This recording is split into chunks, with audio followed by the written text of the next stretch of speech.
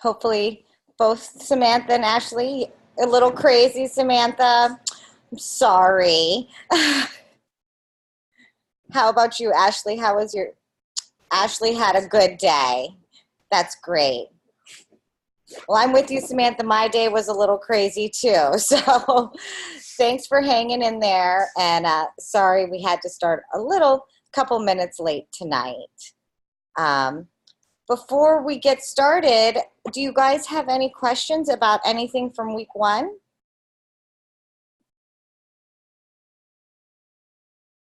Okay, Samantha says no. Ashley, how'd you feel about everything from week one? Okay. Ashley saying her internet might go in and out. Not a problem, Ashley. Okay, awesome.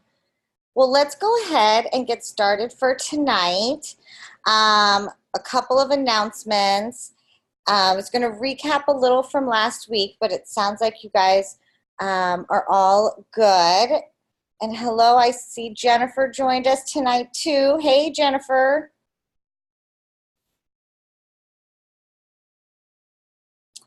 So I'm going to just, hopefully you had a good day.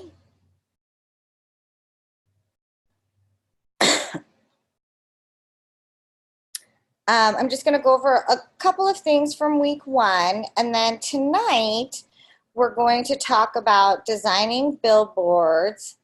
Jennifer saying her day's been very long. Well, thank you for hanging in there a little bit longer and coming to class tonight. Hopefully we'll make this painless for you, for everybody.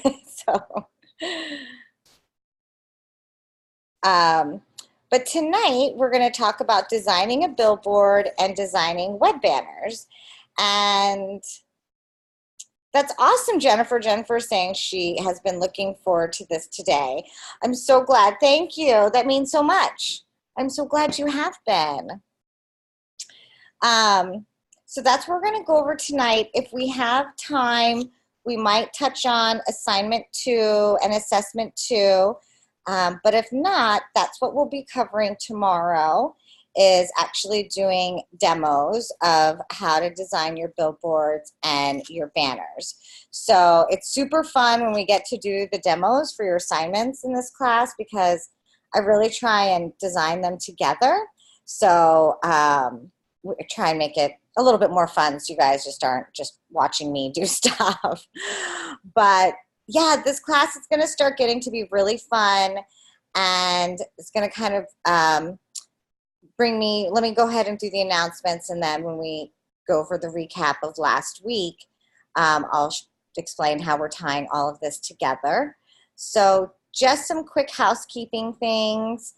If you want to resubmit anything from week one, you are always free to.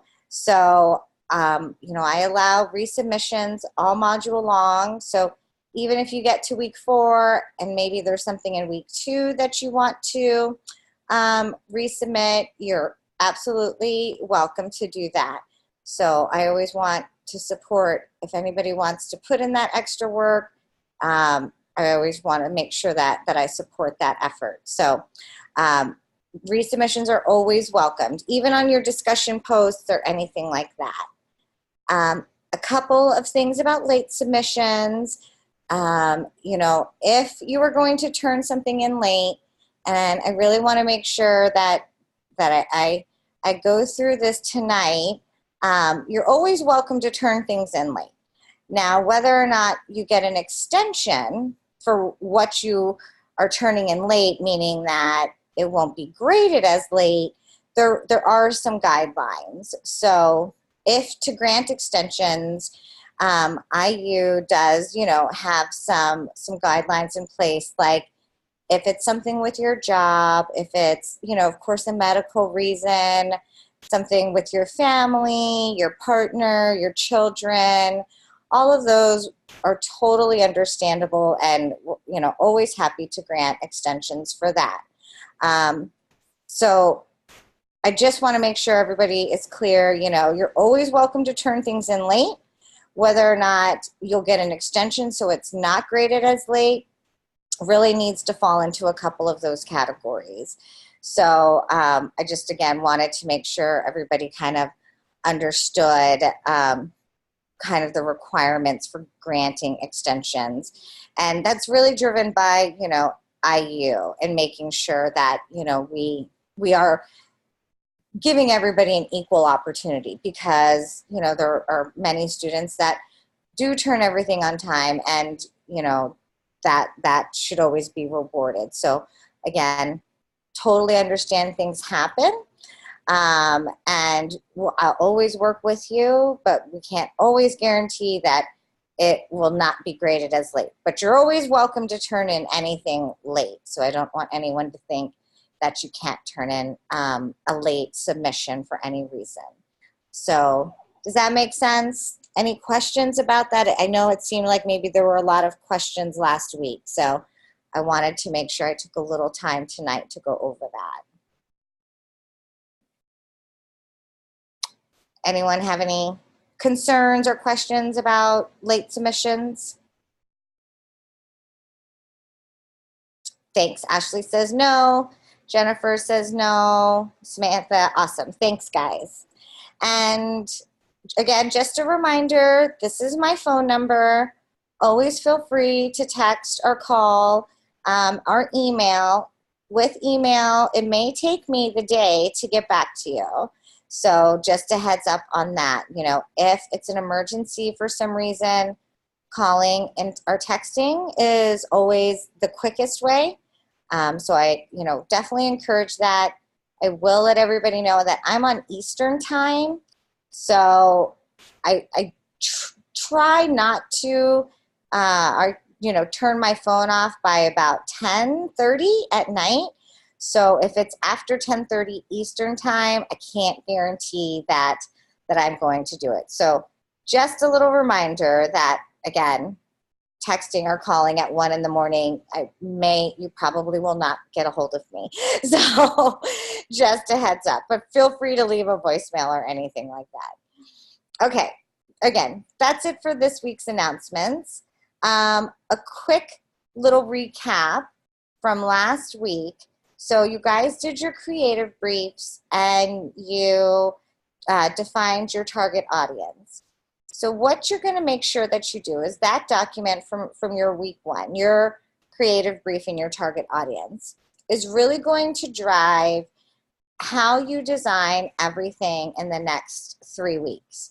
So I want to make sure that, everyone knows that when you sit down to design your billboard and your web banner this week, go back and look at your creative brief, because what you're designing is you're trying to communicate to that target audience. So you want to use words, you want to use images, you want to use colors that are going to be identifiable by that target audience, and make sure that you're communicating the message that you outlined in your creative brief. So everybody had a little bit, different things as far as their tone of voice and their message and their objective, and that's totally fine. But you really want to make sure that as you sit down again this week, read through what you wrote and use that creative brief to drive what you're going to be designing for your billboard and your web banner. And we'll get a little bit more into that tomorrow and how you can connect everything. So does that make sense, how we're going to approach this week?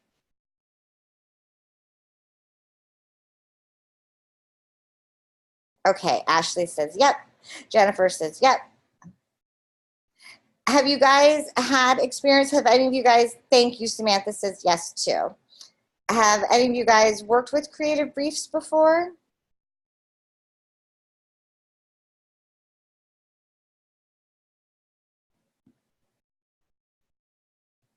Okay, great. Samantha and Ashley both have. Perfect. Oh, that's awesome. That definitely is so helpful. And for anyone who's watching the recording that hasn't, don't worry about it. We're going to totally go over it this week. Okay. So, all right. So let's talk about designing a billboard. Yay. Has anybody gotten to design one?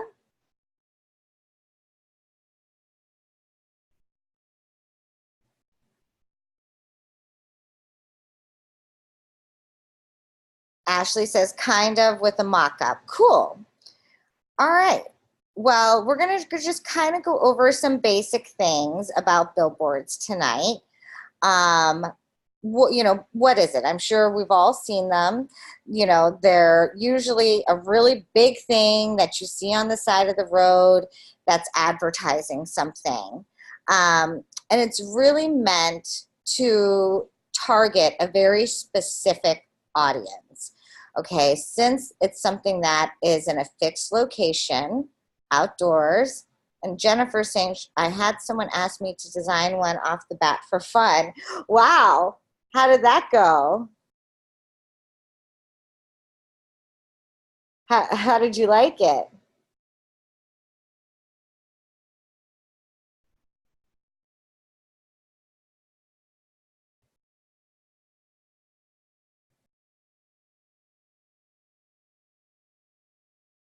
All right, well, we'll see if Jennifer chat. Oh, there were little tips and tricks he had for me.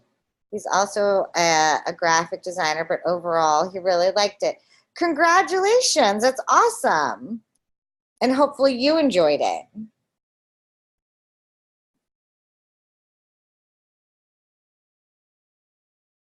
So again, it's really meant, since it's in a fixed location, to target very specific audiences. They're huge. So there's a lot of things that you really want to take into consideration when you're designing a billboard, particularly because of where they're located. Hold on, Ashley, Jennifer saying, thank you. She did enjoy it. It was interesting to think about. There were no guidelines or anything. He just wanted to see what I could do. Wow, sometimes that's harder when you don't have guidelines. That's crazy, but very cool. So one of the first things you want to ask is, particularly in like this digital age, why would people still advertise with a billboard?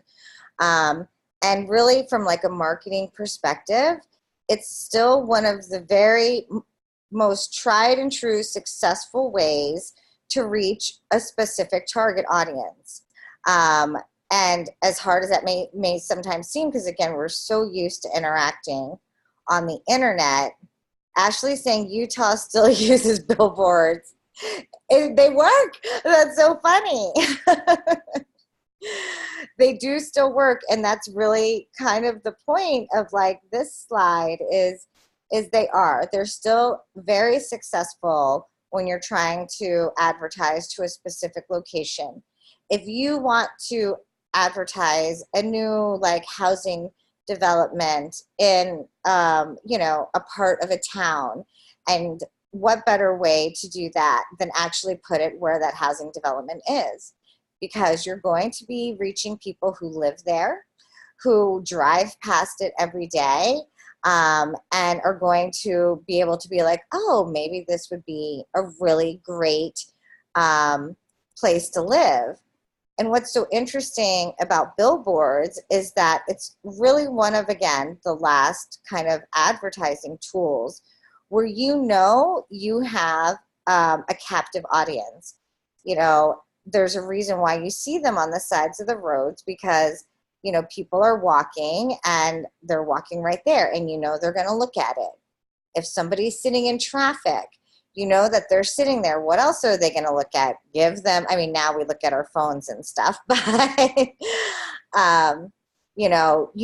that the people are going to see it, and that's what is so great about billboards.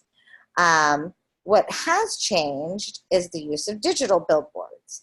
Now, as designers, there are some things that we benefit from with digital billboards, and we'll kind of get into that a little bit here tonight.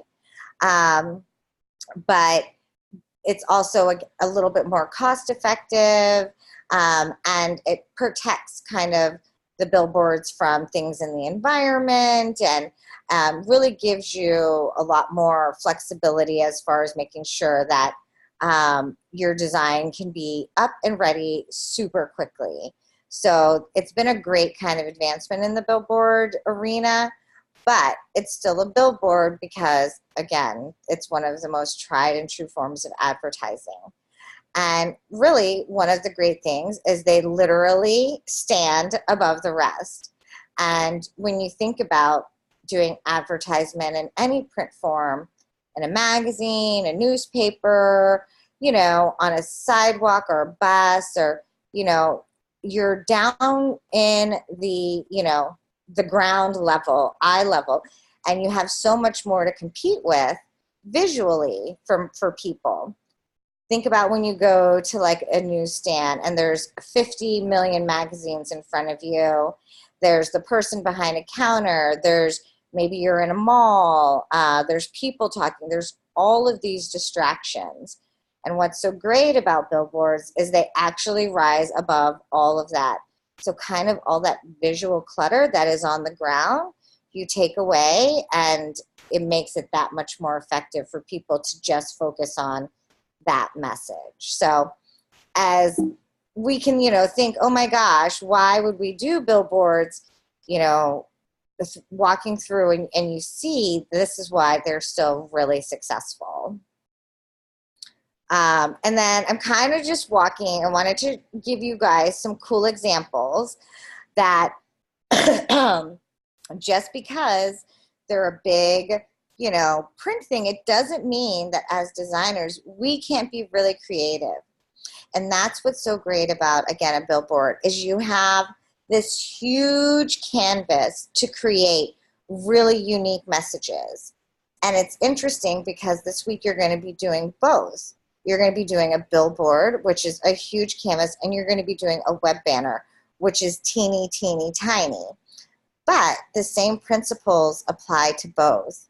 So I just wanted to, you know, again, encourage you guys that as you're doing your billboards this week, and I know it's like a smart lock and stuff, and maybe it's not super exciting, but that's where we as designers really come into play, is how do we take something like a smart lock advertisement and really turn it into something creative and eye-catching and different. So I want to encourage everybody, especially in this class on these projects, to just let your mind go. Don't be afraid to try and design something totally different, totally new.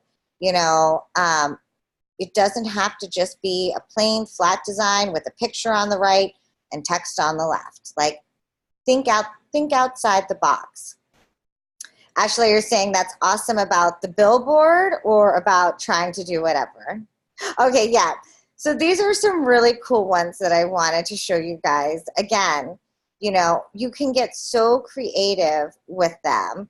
How, again, this one, I thought it was so cool that they actually crumpled, you know, the middle of the billboard, and it's about tailgating isn't worth it.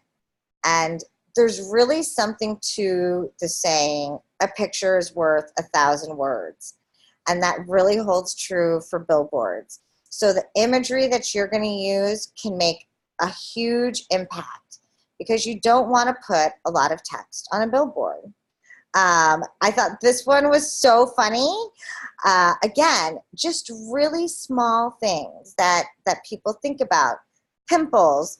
We all know we always want to cover up our face when we have a pimple.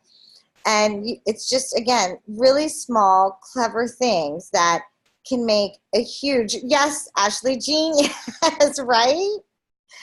And what's so like smart about this too is that visually we see something's wrong. We're like, wait, that doesn't look like every other billboard that maybe we block out. We're like, whoa, something's wrong with that one. And then you look at it and you kind of stop and pay attention.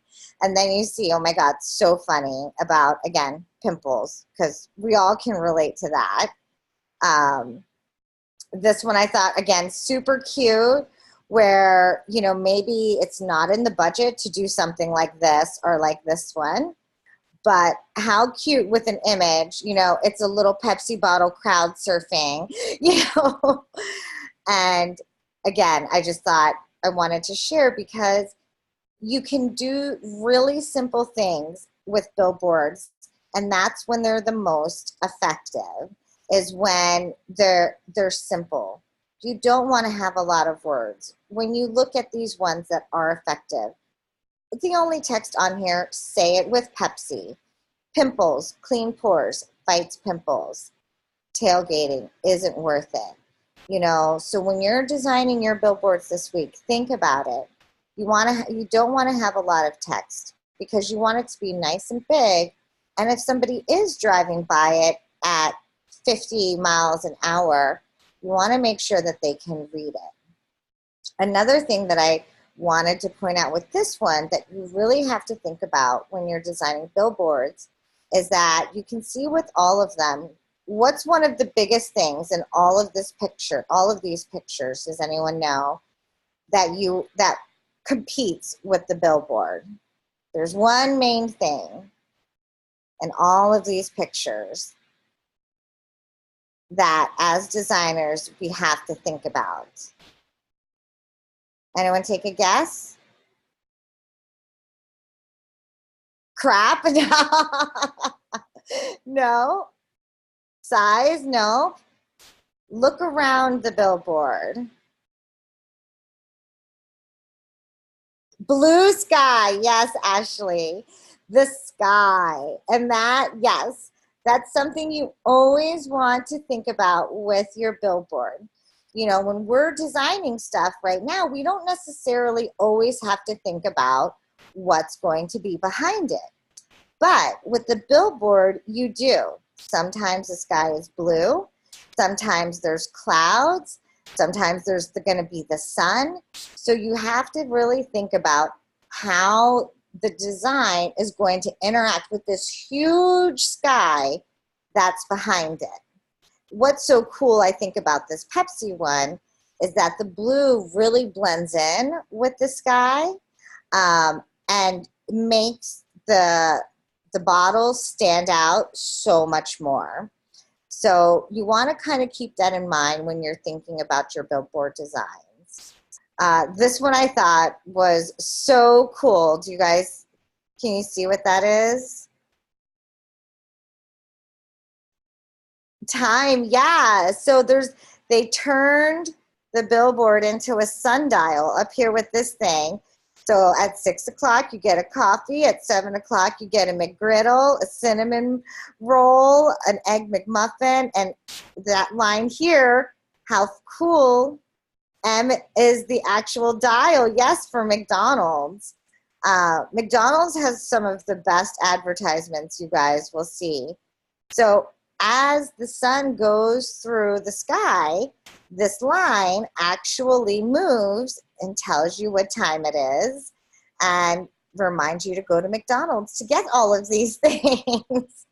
So I thought, again, so smart. But if we notice, again, not a lot of text, very simple, you know, there isn't a ton of clutter. It's really, again, one main focus and one main image. This one I thought was super cute too. And again, it's not complicated. You know, one sentence, time for the fitness center. And how funny is it that it's the man in the big belly who's tilting the billboard down because he needs to go to the fitness center. So again, really some of the consistent things that we're seeing and really effective ones is they're simple messages. They're not overly designed. They're not overly complicated. There isn't a lot going on. And they really try and take that one single message and find a unique way to display it. Okay? Aren't those so good? I thought that one was hilarious. Yeah. I'm glad you liked that one too, Ashley. So that's what's great about billboards. But does anyone have questions so far? Okay, cool. Ashley says no. Jennifer, Samantha, you guys following okay? Any questions? Okay, Jennifer says she's good. Samantha says nope. Awesome. Um, so while there are tons of advantages of billboards, there's also some disadvantages. And one of the disadvantages, it's funny to me because they're almost the exact reason their advantages can also be the disadvantage. They're stationary. So once somebody drives past it, you're trying, you're kind of betting that they're going to remember it. They may not drive by it again for 2 or 3 more weeks. So, that's definitely hard because as we learn in advertising and marketing, repeat messaging is one of the most effective things that you always want to try and achieve. So that can be challenging with a billboard because, again, maybe it's not somebody's usual route. Maybe, who knows the next time they might drive to that area. So you're really betting on the fact that they're going to remember it. Another disadvantage, of course, is that it's really brief. If you're driving by, again, on the interstate or coming, on, and not even the interstate because I think you're not allowed to put billboards on the interstate anymore, but just, again, driving around town, maybe on a parkway or something like that, it's very brief. They don't have a lot of time to absorb the message. So again, making sure that you can make that really big impact in that short amount of time is so important. Sometimes, again, it can make it hard to target a very specific group. And while that was also an advantage because you're counting on the fact that, okay, we're going to put it in this location because this is maybe where this location is going to be, you're also assuming that everybody who's driving by that location lives there, wants to shop there. You just don't always know. With something like a web banner, you know that you can target a very specific group that are on very specific websites that have specific interests and are looking for that type of information. So that can always be a challenge with the billboard, is while it makes sense for the location, you're not always sure that the people who are in that location is definitely your target audience. You don't know if they're looking for a home, and you don't know if they necessarily want a smart lock. You know that they live in possibly the vicinity of where the trade show is going to be. So it can be a bit of a challenge. And then one of, the hardest things is that billboards are exposed to the elements. And that's kind of why I touched a little bit on digital billboards, is that it's taken this problem away some. But not everybody uses them, so it is still digital billboards. So it is still something we have to think about, that our billboards that we design can become casualties of the elements, which means that the message that we're trying to send could get destroyed in the making.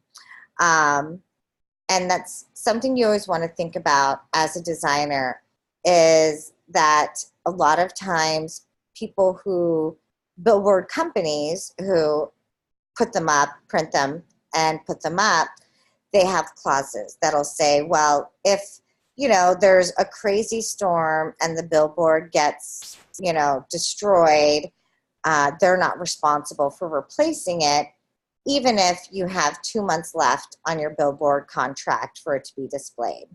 So it can be a bit of a hard thing to try and find a balance with, but weighing the pros and cons is always what you want to do when trying to pinpoint what's going to be the most effective types of advertising for the message you're trying to send and the target audience you're trying to reach. Is a billboard the right decision? Is a web banner? Is, maybe an advertisement on a bus or on a newspaper? These are all the questions that you really want to ask yourself when clients come to you and say, well, we want to advertise this. How do you recommend we do that? So it's always important, again, to kind of weigh the pros and cons of all of the advertising and take into consideration, which is why knowing your target audience is so important, taking into consideration your target audience, how they communicate and where they are, so that you can identify what's going to be the most beneficial to your clients. Because although we're designers, a lot of times we're also held responsible for the success of a campaign. So, you know, somebody will come to you and say, oh my gosh, you know, I paid you $10,000 to create this advertising campaign and nobody showed up to the trade show. You must have not known what you were doing. Now, it's not always a fair, you know, assumption to make, but a lot of times that falls on our shoulders, whether or not an advertising campaign is successful. So it's really important, again, to understand the pros and cons of all types of marketing materials so that you can recommend the most effective ones to your clients so that their campaigns are the most successful. Does that make sense? Cool. Samantha says yes. Have any of you guys, Ashley's saying she didn't catch that. I was just saying that it's really important to understand the pros and cons of all different types of marketing materials, because as designers, the success of a campaign sometimes falls on our shoulders. So if you are asked by a client, hey, I want to do this advertisement, where should I advertise it? That's why you want to make sure you can always give them the best guidance and advice and let them know that you're also not advertising specialists. Okay, so, okay, cool. Ashley says she follows now. Cool. Have any of you guys had to like have interactions in designing with clients and stuff where they're asking for your input? And Samantha says not yet. Jennifer says yes. Ashley, oh, you did it for a DJ. Okay. Well, cool. So yeah, it's definitely, you know, an experience, and it's probably the thing we have to learn the most as designers is how to interact with clients and people that we're designing for, and understand how to communicate with them and communicate their message.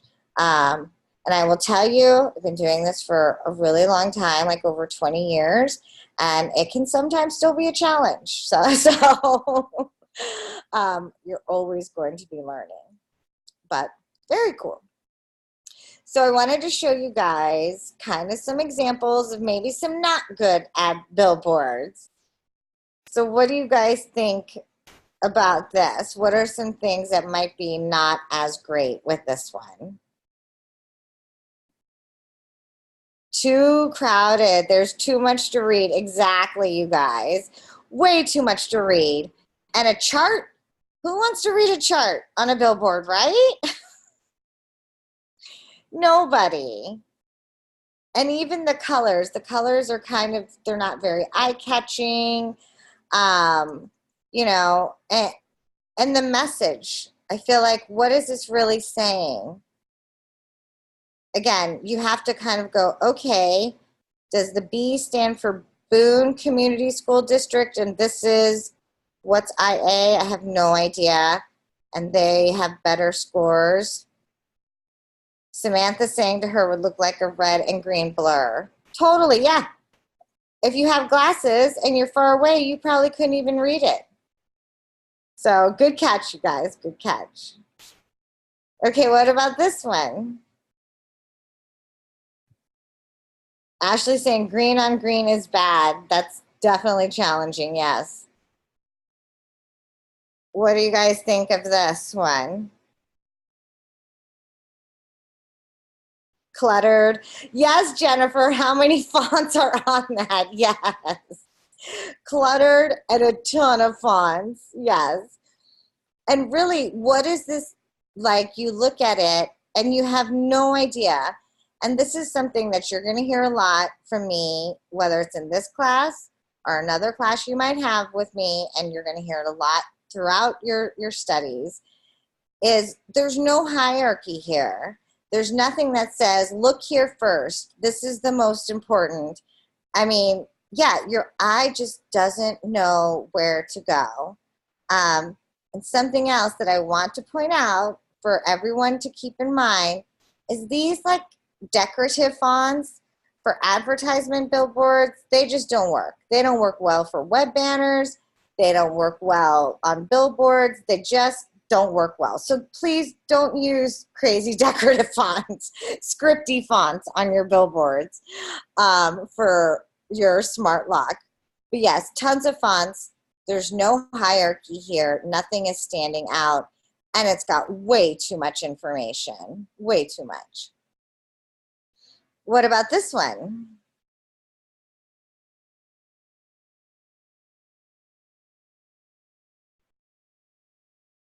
The slew of words, yep. Ashley, that's what Ashley says. And it's interesting because overall you think the design of this is really great, but so much, you know, this is about take a closer look and they want you to see the words in this bottle. Oops, sorry. Now, if I'm driving by, am I going to really be able to take a closer look? No. Jennifer's saying she had to focus on that for a second and that it'd be too long to spend. Yep, 100% Jennifer, absolutely. And the other thought that somebody's going to remember a web address that has 2 slashes in it, probably not. You know, if it was just nd.gov, that might be a website address that would be okay to put on a billboard and somebody would remember it. But I mean, I don't think I would. Would any of you guys feel like you would remember nd.gov/DHS/prevention? Yeah, no, exactly. Yes. So these are the things you want to think about.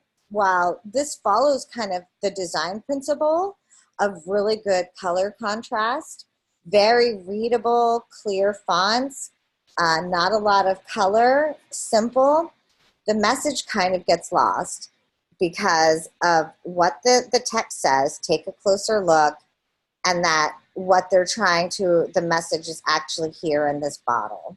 So again, while some of the design principles are definitely correct, the way they're communicating it doesn't work. So you kind of always want to make sure you think about both of those. And then I want to make sure, see what can happen to poor little billboards when they're outside and maybe a windstorm or something comes through. All of a sudden, you know, they don't make sense. And unfortunately, there's not a whole lot you can do about it. Ashley's laughing. Yes, it is unfortunate. And that's something you guys always want to think about. If you are recommending like a billboard for a client, make sure that you read through like the clause from the billboard printer. Because like I was saying earlier, some people will have kind of a weather contingency and some people don't. So that's always important as designers to make sure that if you're printing something or getting something printed out or displayed, that you read that fine print and understand who's ultimately responsible if something goes wrong with this. And if it's you, then you might want to look around for somebody else because that can be a really unfortunate thing to happen. And then of course your client gets really upset too, understandably. Here's another one. Again, you know, at some point it just doesn't become anything anymore. And we don't always have control over that. Okay, so I'm going to show, did you guys have any questions? I have a quick little video that I was going to show, but are there any questions as far as billboards? Ashley says, not yet. Cool. Again, just to kind of recap, keep it simple. Make sure you make an impact with your images. Don't use a ton of fonts. Don't use a ton of words. Be creative with, you know, again, how you frame your messages, and make sure that your images and the text you put on are a cohesive message and that they're communicating the same thing. So again, quick little recap there, but let's go ahead and watch this. Hi, welcome to ABI Digital Solutions. I'm Damon Henricks, the Sales and Marketing Manager here, and today we're going to go over the top 5 mistakes people make in designing a billboard. Billboards are a very large canvas to work with, and it's not unusual for people to make a few mistakes, especially if they're used to working more with television or magazine and print commercials. So there are some considerations to take when translating from one medium to another. So let's dive right in. The first mistake that people make, and I see this quite frequently, is using too many words. Sure, the canvas that you're working with is enormous, but keep in mind it's being viewed from literally hundreds of feet away. So the fact that your available space is 20 or 30 times larger than a magazine advertisement does not mean you can use 20 or 30 times as many words. You generally don't even want to use as many words as you would use in a magazine ad. This first example here, I think they're trying to sell some kind of beer.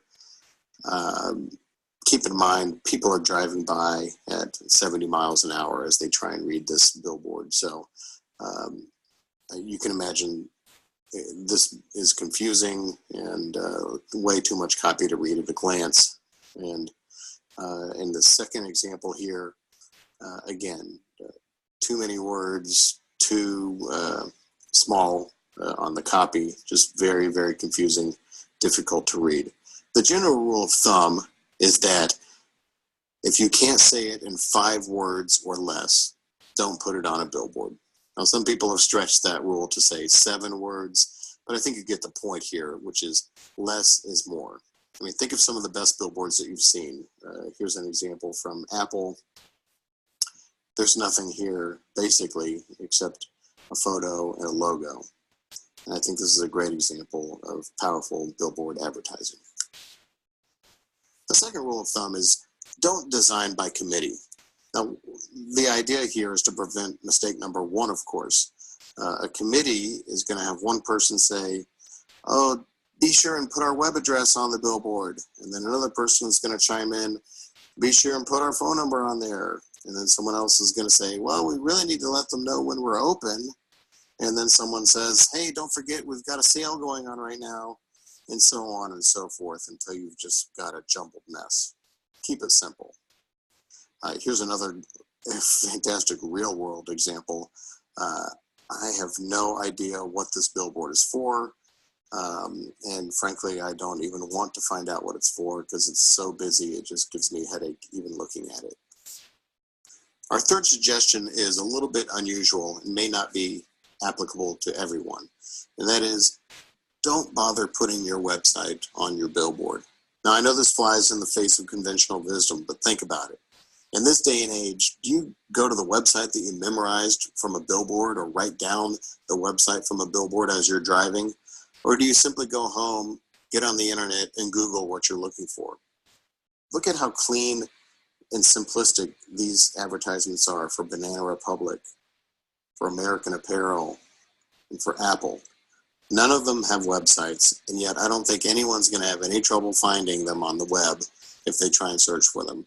Now, obviously, this may not apply for a company that has a very unusual or interesting web address, especially one that may not be the same as the name of the company. But really, if you don't have any confidence that you're going to be found on the internet when someone searches for you, you might have some better usage for your marketing dollars than investing in a billboard first anyway. Our next suggestion is don't forget your target market. It's better to knock the ball out of the park, appealing to your specific demographic, rather than striking out trying to appeal to everyone. Now, here's a really fun example here of 2 completely different target markets that happen to be right next to each other in a somewhat humorous fashion. The movie Hitman is clearly appealing to a much different target market than Huggies. Here's another example of Katy Perry's new perfume, Purr, and I'm sure that she is doing a great job of marketing to teenage girls, whereas 65-year-old men are probably not so interested. our final suggestion to you is simply this: don't be boring. Coming up with something unique that people want to look at as they drive by at 70 miles an hour does require some thought. Here's a great billboard that's set back in a field a little bit with a three-dimensional prop that is clearly meant to represent shaving someone, but it's been shaving the grass. I think this is very clever and fun. Of course, three-dimensional props are not always in everyone's budget. Here's a great example of a sign that doesn't use any props other than turning off some lights, which I'm sure the billboard company would be happy to avail you with. It suggests that you use electricity wisely and has only one light on the entire billboard right over the message. And of course, here's a great example of just a traditional 14 by 48 foot billboard. I love this. Here is a prospective bride who is indicating that she is very tired of waiting and is letting someone know it quite clearly. If you Google fun billboards or great billboards, you'll come up with dozens of other examples of some really unique and interesting billboards that hopefully will inspire you. At ABI Digital Solutions, we certainly look forward to seeing your next great billboard soon. Be sure and check us out on the web, www.abidigitalsolutions.com. I actually can't hear or see the chat when the video is up. So, yeah, okay, I'm reading through all of your comments now. So really interesting, right?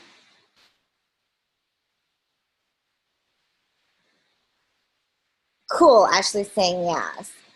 And one thing that I want to say is great about this class that I want to encourage everybody is while we have our $10,000 budget, you can really come up with ideas that you don't have to actually get them printed. So when you were seeing some of his examples that he was showing, you know, trying to implement that in the real world, you'd have to work out a lot of logistics about like the shaving one, which I thought was so cute, how the grass was cut. You know, you need to make sure that somebody probably goes out every couple of days and cuts the grass. So you can totally try and do things like that in this class with your billboard. And we don't actually have to worry about like real world implementation of it, which is kind of nice. So I really want to encourage everybody that if you think of an idea, like go for it. And, you know, you can mock it up in a way that shows it. You know, you design the billboard and then maybe for your final submission, you actually put it out and, you know, put it on an image, Photoshop it into an image of a billboard of where you're thinking or something like that. So don't be afraid to really try something new in this class. You know, that this is the time to do it, you know. So I just want to encourage everyone to, you know, don't be afraid to take a couple risks. This would be a great opportunity to do that. So before we move into web banners, any questions about billboards? Okay. Ashley, okay. Nope. Samantha says nope. Jennifer says nope. You know, it all depends. Ashley's asking, are they usually around $10,000? And no, they're not. So that $10,000 budget is actually for the entire advertising campaign because we would be technically printing a billboard. We would be paying for, yep, we're paying for advertisement, like click advertisement for a web banner. That's the printing of our one product tear sheet, and it's also the printing of the trade show booth. So with billboards, they can be a couple $1,000s, but you typically pay for the amount of time and the location. So let's say you want to have a billboard up for 3 months. You would be paying for 3 months. So it's, you know, of course it costs more to have one up for 6 months than it would 3 months. You're also paying for locations. where there are some locations that are prime at an intersection where there's a stoplight would be a prime location. So that's going to cost more than somewhere out in the middle of a field in the middle of nowhere. Jennifer's asking, is there usually set budgets per project, like a different budget for a billboard versus a web banner? No, not in my experience, especially with a campaign. And that's kind of what's great about it is someone will just say, hey, look, we want to advertise this upcoming trade show and we have $10,000. How should we spend that money? And how you divvy that up, of course, you can say, well, this is what I think you should do. You can always defer and say, I'm not a marketing or advertising specialist. But no,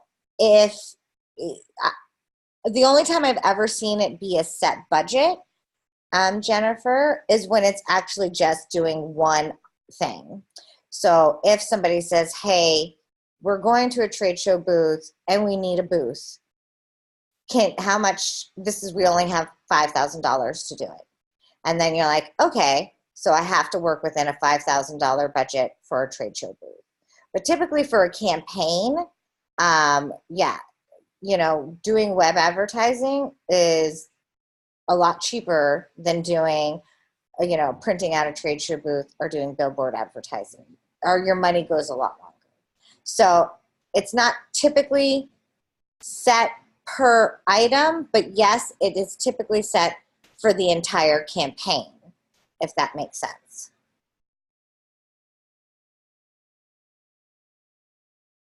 Okay.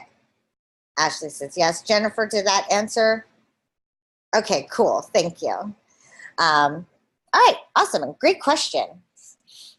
So let's talk about web banners. And I'm sure, who hasn't seen a web banner? We've all seen them, right? Yeah. And do you guys find them annoying? Or what has been your take? Has anybody actually clicked on a web banner? Ashley says no. Jennifer says she likes them if they're not too big. Yeah. Has anybody actually ever used them? Like been like, ooh, what's that? I'm going to click on it. Jennifer says, if they take half the web page, I get annoyed, right? Or when they push all of the web content down. Yeah, that's always tough. So we all have experience with them. I won't get, and that's fine, Ashley. Ashley says she's got to be right back. We don't have to go into it too much, but the gist of it, again, is a web banner. It's an advertisement displayed on a web page. And it's usually going to always be a JPEG, a PNG, or a GIF image.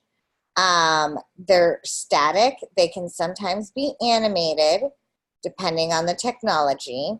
But one thing to keep in mind is when you're doing any type of animated web banner, you want to try and do it in a program that's going to be able to be read by all different types of browsers and on all different types of devices.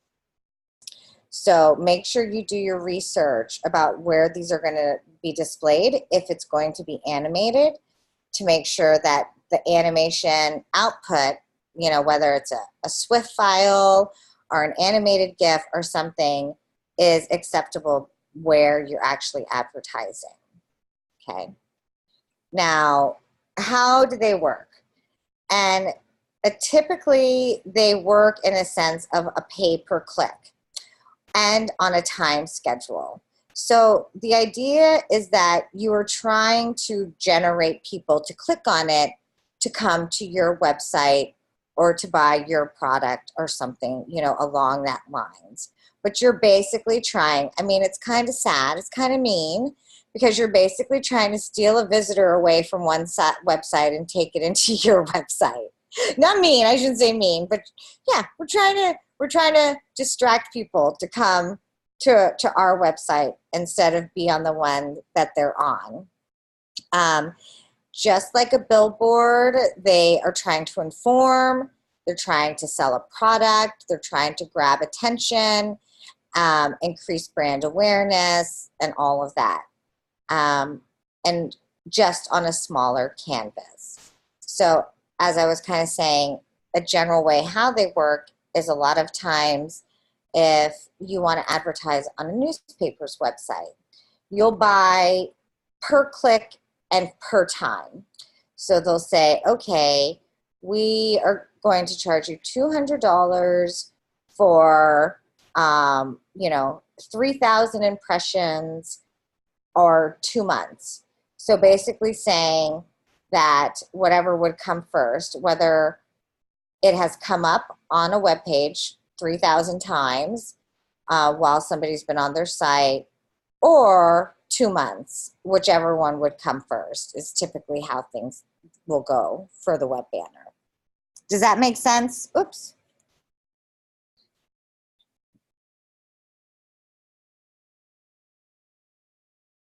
Okay.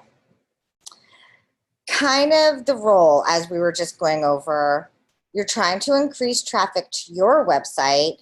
You're either trying to sell a product or an event or something, grab their attention, let them know about a sale or something. And kind of as we were talking last week about features and benefits, that's really how it plays with a billboard, a banner ad, everything we're trying to do. Is the main role of all of them is we're trying to get them to take an action. Whether it's going to be for the billboard to get them to come, and the web banner to get them to come to the trade show, whether it's going to be the trade show booth that we're trying to get them to have visit, or the one product here sheet where we're trying to encourage them to purchase something. That's the role of everything that we're going to be designing in this class, is encouraging an action and making sure they take that action. Again, whether it's visit a website, buy a product, or shop a sale, or anything like that. We want to make sure they do the intended action that we want them to do. Okay. So what makes a good web banner? And it's very similar, like we were talking about, with the billboard. It's just a smaller canvas, but it's so funny how everything we talk about with what was good about billboards and what was bad about billboards is the same exact thing as web banners. You want to make sure that you prioritize and structure the elements of your banner ads properly. Make sure that there is a hierarchy. And you guys are going to get so sick and tired of me saying this, is hierarchy, hierarchy, hierarchy. And it's so important, especially on web banners, to make sure that you have some types of visual cues, particularly that it'll fall with your typography, that says, hey, read this first and then read this second. Oh, Ashley's saying that she's back. The pizza guy was there. Yum. What kind of pizza did you get?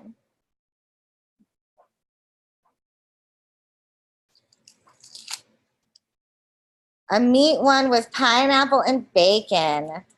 Yum. Now you're making me want a pizza. That's okay.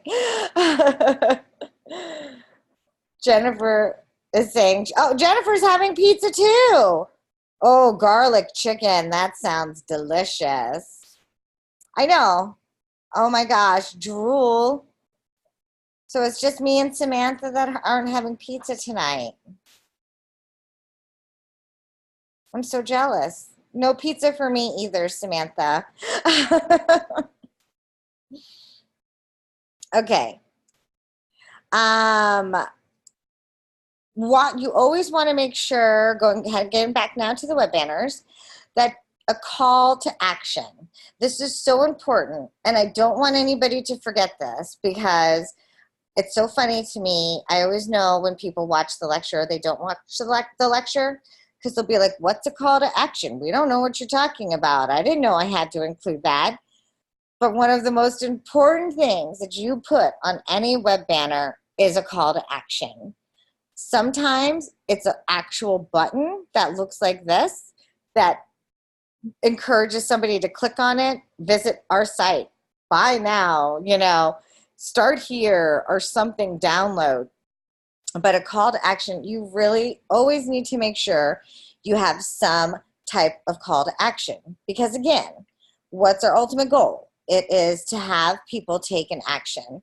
So make sure on a web banner, because maybe they're sitting in their home and they're like, well, I don't know where I can find that or do that or do whatever it is that you might be trying to get them interested in. Make it super simple for them. Ashley's saying that makes sense. Yeah. So include a call to action.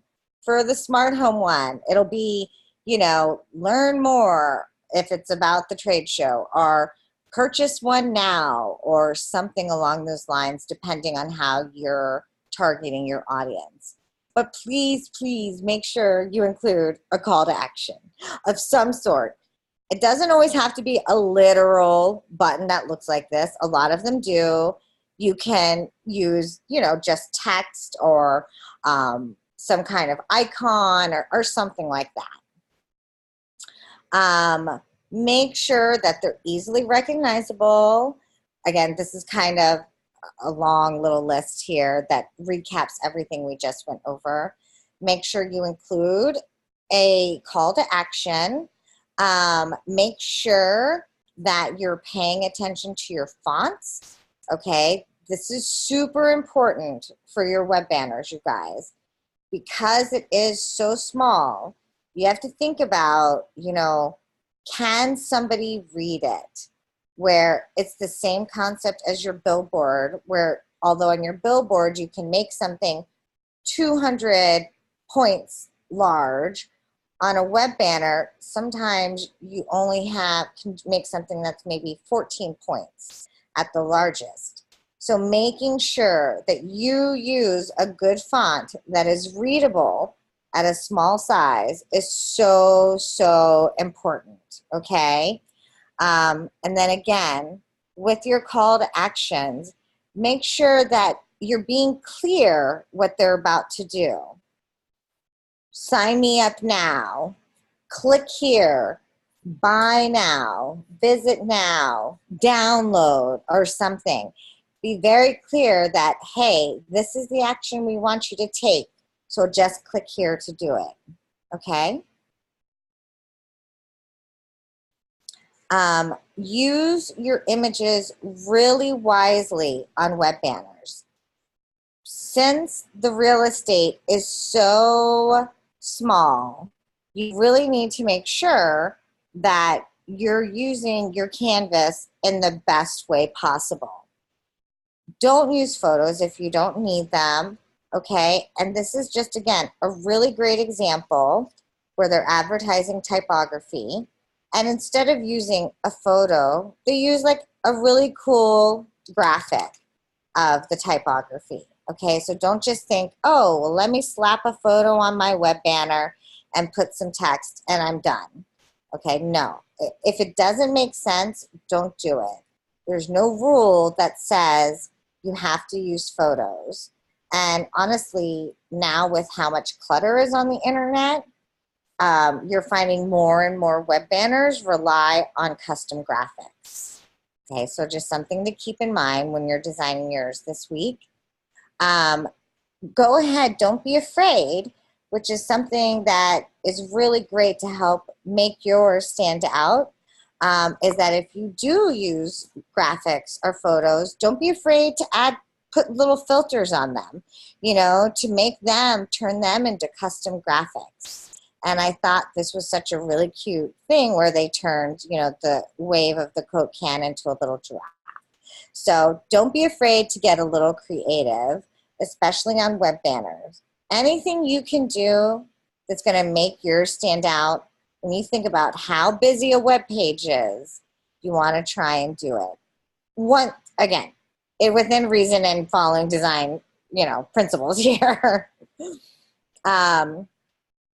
If you are going to use images, make sure you use images of the actual things.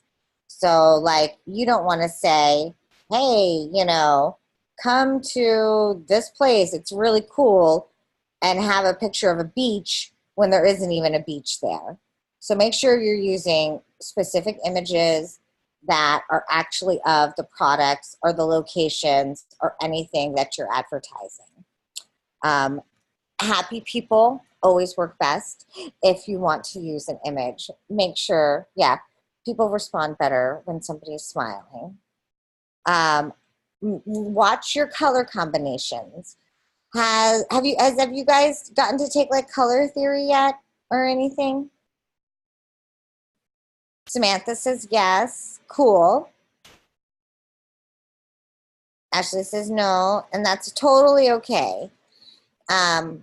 It's really important for your billboards and your web banners, as we were kind of seeing before, is your color combinations can sometimes make a bigger impact than any of the photos.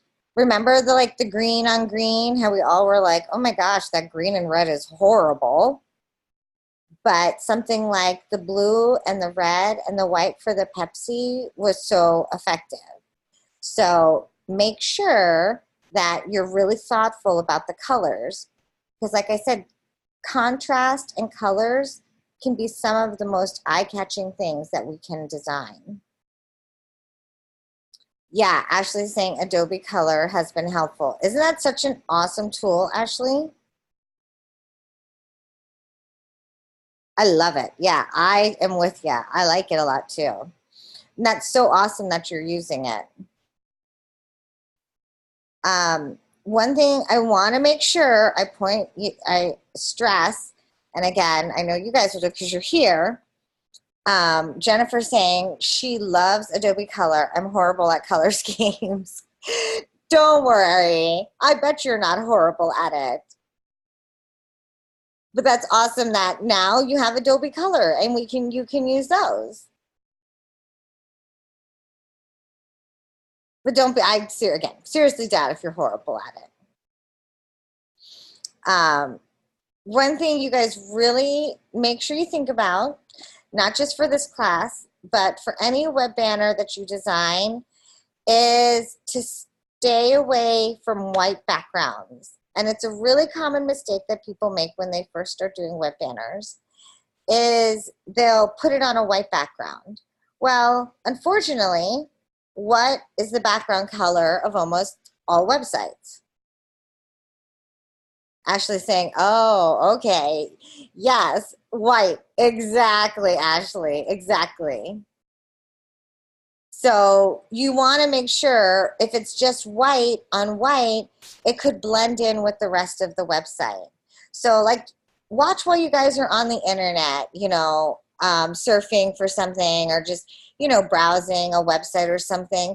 Look around at some of the web banners. And again, the most effective ones, it's always going to be a really great color that contrasts really well with white. That's going to stand out the most.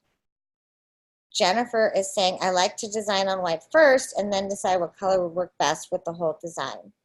Jennifer, whatever works best for you is definitely what I encourage. Like, we all have like different design processes. So however works the best for you, go for it.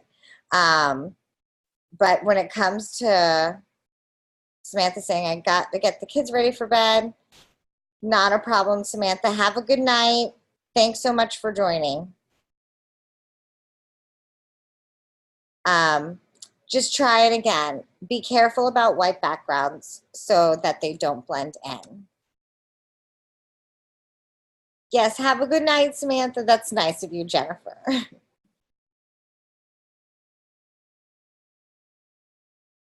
Okay. Creating movement. And we're almost done here too, guys. I always feel bad on like Tuesday nights. I know you guys are just like totally listening to me talk the whole time. So I'm always like, oh, I'm sure everyone gets a little fatigued. I get fatigued hearing myself talk for this long sometimes. So thanks for hanging in there, you guys. Back to our web banners. Creating a sense of movement is always something that's good. You know, here it's with, you know, the splatter of paint on a shoe to make it look like it's slamming into it. So while it might be like a static image, you can still try and do something that creates some type of movement on your web banner. Doing really fun things like morphing an image where here, how cute and clever is this, that the ketchup bottle is actually the sliced up tomatoes, which is telling you, hey, our ketchup is like 100% made from tomatoes. But again, really simple. And I know I've said it a million times tonight, you know, really simple, creative, very thoughtful designs are usually what are always going to be the most effective. Now, here are some examples of some common mistakes. Do you guys have any questions about like good things to do with web banners?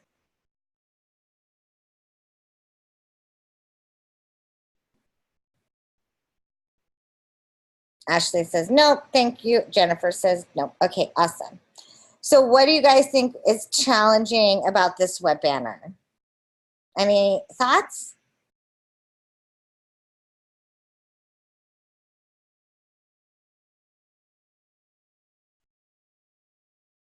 It's too much. Absolutely, Ashley. And who is it for? Hierarchy. Thank you, Ashley. Yeah. Always hierarchy, right? But we also don't know what's the company. Is it the watch or is it the store that's selling the watch? Like who knows? Is it, I don't know. And that's one of the biggest mistakes that people make. When you actually look at it, you see that this banner is actually for UCADE websites. But you would never know that looking at this one. So make sure you don't ignore who you're actually designing it for. So like in this class, make sure people will know, you know, yes, it's a smart lock, but it's also a most home smart lock, okay? Because we're always trying to make sure we're branding correctly. All right. I don't even probably need to tell y'all what's wrong here, right? So many colors, so much clutter, so much going on, period. Too much text. I mean, almost every mistake we can make on a web banner. Yes, Ashley's saying her brain. Totally, right, Ashley? Totally. Yes. So be careful with clutter and you cluttering your colors. Yellow and green, you know, red and yellow. Oh my gosh, again, your brain, my eyes, they hurt, definitely. So make sure you watch out for that. And of course, just like on a billboard, this is actually a blown up image. Imagine what this would look like small. Ashley is saying gradient not good on a billboard. You know, it's interesting, Ashley, you bring up gradients because they're kind of making a comeback in design right now, gradients. So if you do decide to use something like a gradient, just make sure that the color combinations you choose make sense. Okay. Do you guys, anybody do Hulu? Watch on Hulu? Jennifer saying she does. So if you look at Hulu, their entire design and almost, oh, okay, Ashley's saying her last teacher said it was bad. again, nothing is bad. I don't ever like to say anything is bad. And again, look at Hulu. Totally open the app on your TV, you guys, or your phone.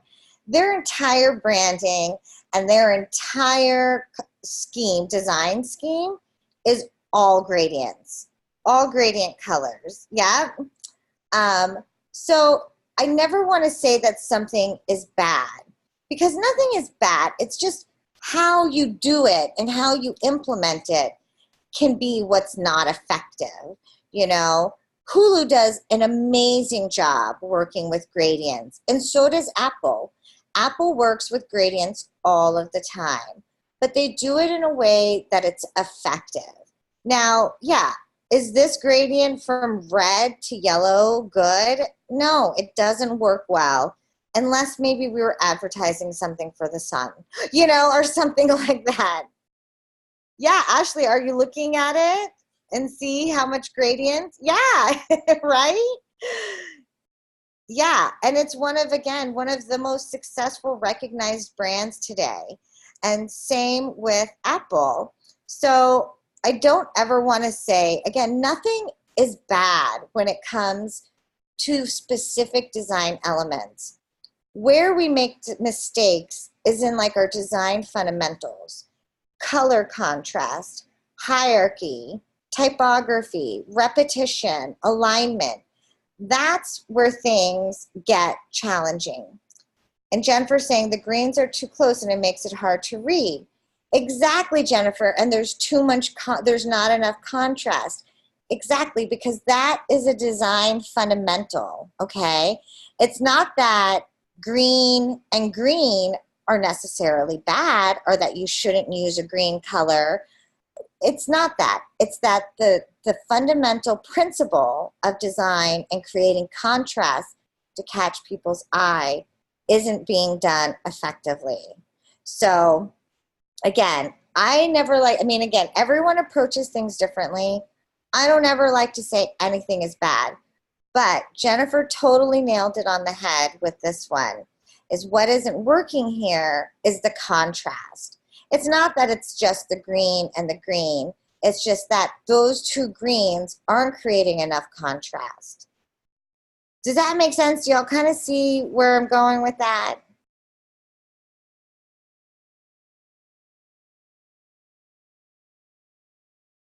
Cool. Ashley's saying she loves it. Okay, cool. Great. Yeah. So don't be afraid to use gradients. It just has to make sense why you're doing it. And it needs to be done in a way that's effectively. So don't ever feel like you have to not do anything, and definitely try it. But just think about, again, how is this working with fundamental design principles, okay? So I'm so glad we got to have that conversation, you guys. And I'm so glad everyone looked at Hulu. I love Hulu's design. I'm jealous of it all the time.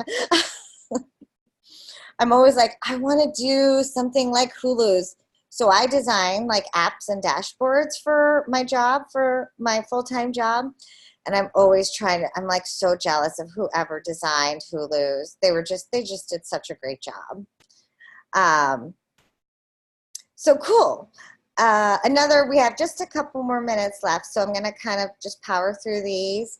Don't forget your target audience. And again, kind of how we hit on it at the beginning. So much of this campaign, you guys, is about your target audience. I am not going to be like, why did you use this picture? This is a silly picture. If it makes sense with the target audience that you identified in your creative brief. That's who you're designing for. You're not designing for me. You're not designing for yourself. You're designing for the target audience that you identified in your creative brief, okay? Don't use poor graphics. I mean, again, every rule here, fundamental, has just gone out the window. You know, you have an image in the background that has text that's competing with the text in the front. You know, you have a decorative font here that doesn't really, you know, communicate probably the message of calling. Then you have the image in the background again. You know, the color scheme to me isn't necessarily, it kind of makes me think of like the devil, or like something's on fire or hell or something, you know? Like, am I going to go to a bad place if I don't call Saul? I don't know, but I don't feel good about it. So make sure, again, kind of how we're saying, that all of everything is making sense, that it's being clear when we're talking about your call to actions. You know, there's so much going on here. We have zap, congratulations, and a congratulations. Well, you know, I don't understand what I click here, what I click here. You know, it's hard to tell. So make sure that your call to action is very clear and stands out well. Okay? So that's all for tonight. Do you guys have any questions?